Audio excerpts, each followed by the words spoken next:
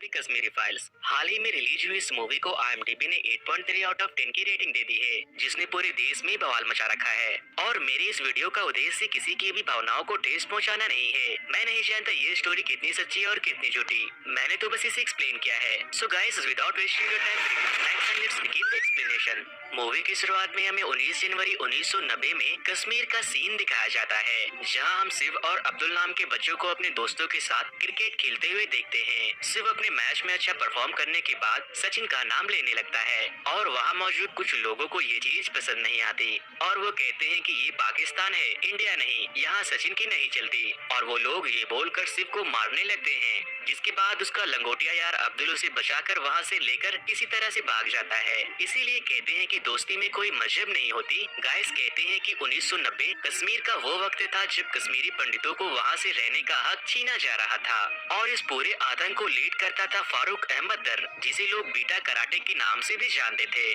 और वो सभी को इकट्ठा करके अपना बोल वचन दे रहा था कि अगर ये वतन हमारा है तो इस पर हुकूमत भी हमारी होगी। दूसरी तरफ हम एक लेडी को देखते हैं जो कि अपनी बीमार बच्ची को डॉक्टर के पास लेकर जा रही थी। तभी वहाँ मौजूद पुलिस उससे कहते हैं कि आगे मत बढ़ो, वहाँ खतरा है। कि तभी सामने से एक टेररिस्ट उस पुलिस वाले को शूट करके मार देता है और उस लेडी से कहता है कि मैं तुम्हारी बेटी की शादी अपने छोटे भाई से कराऊंगी। जिस वजह से वो लेडी उसके मुंह के ऊपर थूक देती है और वो आदमी गुस्से में आकर उसे शूट कर देता है, जिस वजह से उसकी बेटी काफी डर जाती है और जोर जोर से रोने लगती है। नेक्स्ट सीन में हम एक पंडित को देखते हैं जिसका नाम पुष्कर था और वो अपने पोते शिव को ढूंढ रहा था क्योंकि वो अब तक घर नहीं लौटा था। फिर शिव उसे मिल जाता है और वो पंडित यानी कि पुष्कर शिव और अब्दुल को साथ लेकर जा रहे थे। तभी पीछे से एक आर्मी की जीप आती है और कहते हैं कि मेरे साथ चलो क्योंकि माहौल गर्म है, तुम्हें कोई नुकसान ना पहुंचा दे। बट अफसोस वो आर्मी की जीप आधे रास्ते में ही ब्लास्ट हो जाती है। दूसरी तरफ हम पुष्कर के घर को देखते हैं जहाँ बीटा कराटे अपने आतंकवादी दोस्तों के साथ पुष्कर के घर में घुस आए थे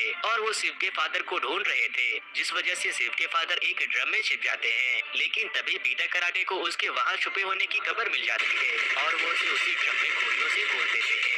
वहाँ बैठी शिव की माँ जिनका नाम श्रद्धा था, वो ये सब अपनी आंखों से देखकर काफी डर जाती है और तभी वहाँ पर पुष्कर भी आ जाता है, जिस पर बीटा कराटे श्रद्धा को उसके पति के खून से रंगे चावल को खाने के लिए फोर्स करता है और कहता है अगर तुमने इसे खा लिया तो मैं तुम्हें और तुम्हारे बच्चों को जिंदा छोड़ दूंगा। और फिर इसी के साथ कहानी पहुंच जाती है प्रेजेंट के डे में, जहां हम ब्रह्मा दत्ता नाम के एक आदमी को देखते हैं जो कि अभी भी कश्मीर में रह रहा था और यहाँ पर उसे मिलने पुष्कर का छोटा पोता कृष्णा पंडित वहाँ आता है जो कि अब दिल्ली में रह रहा था। लेकिन वो अपने साथ अपने दादाजी यानी कि पुष्कर की अस्थियों को लेकर आया था क्योंकि अब उनकी डेथ हो चुकी थी। कृष्णा के वहाँ आने पर कुछ और लोग भी वहाँ आ जाते हैं जो कि पुष्कर के भी कभी दोस्त हुआ करते थे और उनके दोस्तों में थे महेश जो कि एक डॉक्टर, हरीश जो अपने वक्त में डीजीपी थे और एक दोस्त जो कि एक जर्नलिस्ट था। लेकिन कृष्णा को अपने मॉम डैड की डेथ के बारे में कुछ भी पता नहीं था कि आखिर उनकी डेथ कैसे हुई थी और कब हुई। उस बेचारे को ऐसा लगता था कि उसके मॉम डैड की डेथ एक एक्सीडेंट में हो गई। और फिर इसी के साथ सीन शिफ्ट होती है दिल्ली के JNU यूनिवर्सिटी में, जहाँ कृष्णा ऑडिटोरियम में बैठा प्रोफेसर राधिका के लेक्चर सुन रहा होता है।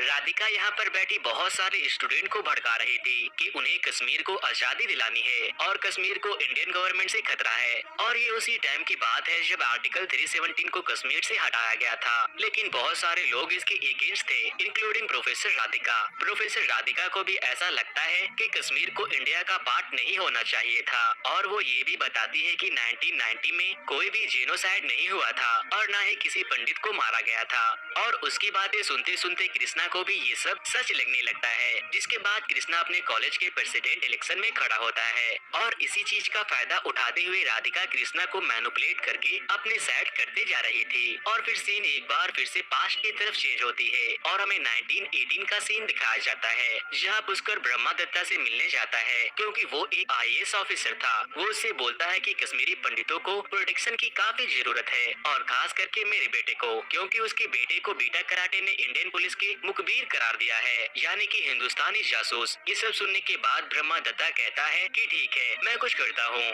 फिर ब्रह्मा दत्ता और पुष्कर रास्ते में जा रहे थे तो पुष्कर उतरकर सब्जी लेने लग जाता है, तो वो सब्जी वाला पुष्कर को पैसे रिटर्न करते वक्त उसे पाकिस्तानी करेंसी दे देता है, जिस पर पुष्कर को ये बात अच्छी नहीं लगती। तो वो सब्जी वाला कहता है कि जिस कंट्री में रहोगे उसी की करेंसी मिलेगी ना। ये सब देखकर ब्रह्मा को काफी गुस्सा आता है और वो उसे जेल में बंद करवा देता है। जिसके बाद ब्रह्मा वहाँ के सीएम से पंडितों की सेफ्टी के बारे में बात करने जाता है, जिस पर सीएम उसे ही दोषी करार देते हैं और कहते हैं कि तुम यहाँ के आईएएस हो और शांति बनाए रखना तुम्हारा काम है। सीएम उसके बातों को इग्नोर करके आगे बढ़ जाता है और तभी हम देखते हैं कि सीएम बीटा कराटे से कुछ बात कर रहा था। इसका मतलब आप ये समझ ले कि सीएम खुद बीटा कराटे से मिला हुआ है। और फिर इसी के साथ सीन शिफ्ट होती है प्रेजेंट के डे में, जहाँ पर ब्रह्मा की वाइफ कृष्णा को उसके मॉम डैड की तस्वीर दिखा रही थी, क्योंकि कृष्णा ने आज तक उन्हें नहीं देखा था। बिकॉज जब वो लोग कश्मीर से भागे थे तो उनके पास इतना भी वक्त नहीं था कि वो लोग अपने साथ कुछ सामान ले जा पाते।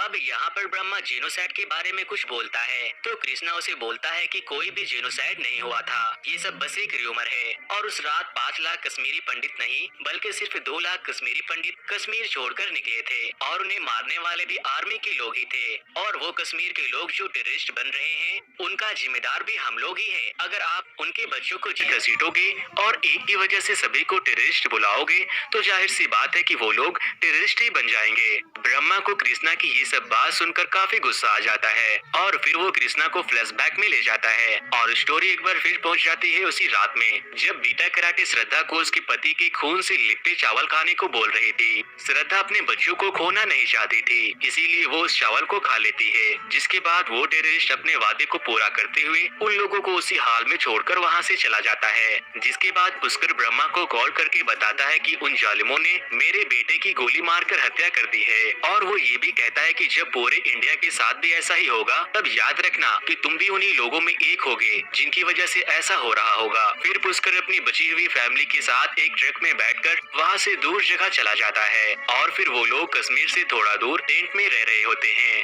वहाँ पर उनके जैसे हजारों लोग थे जिन्हें इंडियन आर्मी ने उन टेररिस्ट से बचाकर लाया था। अब जब वो लोग अपने शहर, अपने घर, पैसा सब कुछ छोड़कर भागे थे तो उन लोगों के पास ना ही खाने को खाना था और ना ही पीने को पानी। थोड़ा बहुत खाना आर्मी के लोग अरेंज कर देते थे। वो लोग एक वक्त में आधा पेट खाना खाया करते थे। अब वो लोग बस इसी आस में जी रहे थे कि एक दिन हम लोग वापस अपने घर जरूर जाएंगे। कुछ दिन उसी टेंट में बिताने के बाद पुष्कर की आईसाइट धीरे धीरे कम होने लगी थी और फिर एक दिन उन सभी से मिलने आईएएस ब्रह्मा वहाँ आता है, जो कि अब आईएएस ऑफिसर से प्रमोट होकर होम मिनिस्टर एडवाइजर बन चुका था और यहाँ पर उसके साथ साथ होम मिनिस्टर भी आते हैं। जिसके बाद वहाँ मौजूद जो सारे लोग कश्मीर से भागकर आए थे वो लोग अपनी अपनी प्रॉब्लम को बताते हैं। तभी पीछे से पुष्कर एक पोस्टर लेकर सामने आता है और आर्टिकल 370 को हटाने की मांग करता है। यहाँ पर ब्रह्मा पुष्कर को देखकर काफी बुरा फील करता है क्योंकि उसकी आंखें काफी हद तक खराब हो चुकी थी और वो अब पूरी तरह से मेंटली डिस्टर्ब भी हो चुका था, जिस वजह से वो ब्रह्मा को पहचान भी नहीं पाता।